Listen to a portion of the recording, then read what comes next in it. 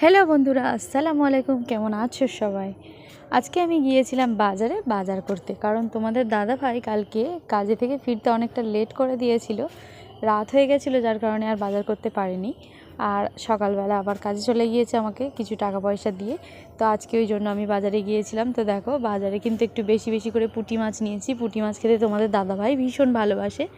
আর নিয়েছিলাম করলা, কাঁচা লঙ্কা, রসুনটা শেষ হয়ে গেছিলো তাই রসুন কিনে নিয়েছিলাম ধনে পাতা, বড় সাইজের চিংড়ি মাছ নিয়েছি টমেটম, আর নিয়েছি ঝিঙে, বটবটি, কড়াই, আর একটা বড় সাইজের রুই মাছ নিয়েছি।